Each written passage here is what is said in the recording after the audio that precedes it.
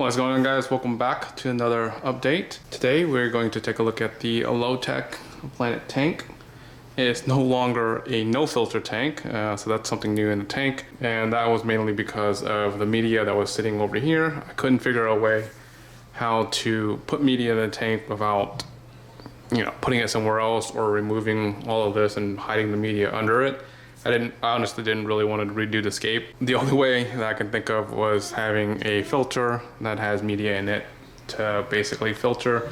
So I'll show you guys the filter that I got. It's a new canister filter I've never used before, so I'll show you guys that in a little bit as well. Here's just a glimpse of the tank. A few months now, low tech with decent lighting, and everything looks like it's going pretty decently. So today is maintenance day. I still haven't cleaned the front glass here or front panel. I'm waiting for the hydrogen peroxide just to kind of take into effect. I kind of sprayed a little bit of the branches up here, as you can see. So I'm still dealing with black bear algae, and it seems like the black bear algae is contained to just the branches now and some of the equipment, and that's good because I can just kind of grab those out and just dip those without any issues.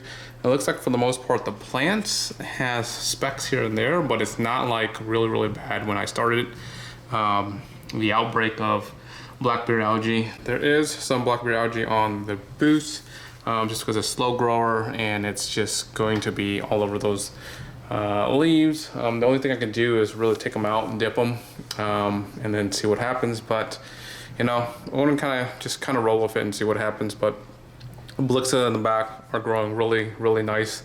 Again, no CO2, no nothing, and it looks like finally dialonoids are growing fabulous in the tank. I think I'm going to dial the lights up a little bit, just a tad. We have the UV sterilizer still running in the tank. I've noticed that because the plants are taking its sweet time to fill in, the algae is basically outgrowing the plants because the plants are super slow in here. So I'm having the UV kind of just on, like a couple times a week, just kind of sterilize any green water. And then from there, once I kind of grow a little bit more plants and figure out what light intensity I want to keep it at, it will be dialed in and okay. For the most part, everything looks pretty decent. As you can see, the clarity of the water looks pretty decent. It has a little tint because I do put in the Indian almond leaves for the shrimp, and it does kind of tint the water a little bit, but it's not too bad. Here's the fishies, same fishies.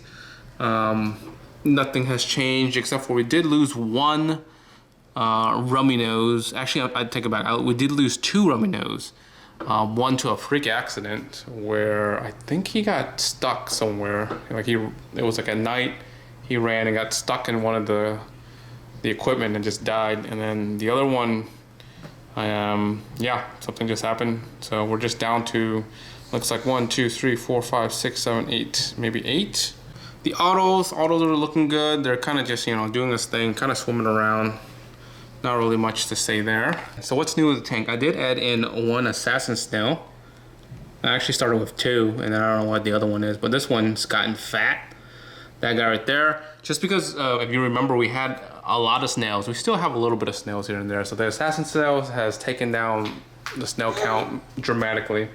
And I would say, if I added in a couple more, or the other one survives or whatever, it's going to do a fabulous job in taking care of the snails. So I think I'm going to maybe potentially look for another one, or if that one reproduces, that's great. I don't want to overstock it with assassin snails and not have enough snails for the assassin snails to eat, because looking at the tank now, it's kind of dwindling in terms of the snails. I don't see as much snails, so we'll see what happens there. But yeah, for this tank, it's pretty much just on cruise control. I do a water change once a week, and this is actually a bigger water change than I normally would do because now I have a filter.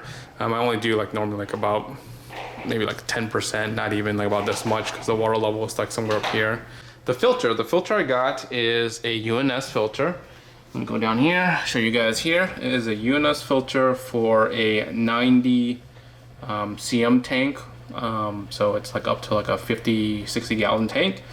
For the most part, it's pretty easy. Everything was pretty easy to put together. The one thing I really liked about it was this pump or this prime that you press to kind of like pull the water to start it. Because you know, with most canister filter, you have to like fill it with water and hopefully like, you know, it primes the line. But this one, you can just press it and it'll prime the line. This canister filter is really just to house the beneficial bacteria. I could have gone without it, but you know, for the most part, I think it does help. The UNS, I would say it's a little bit on the cheaper side.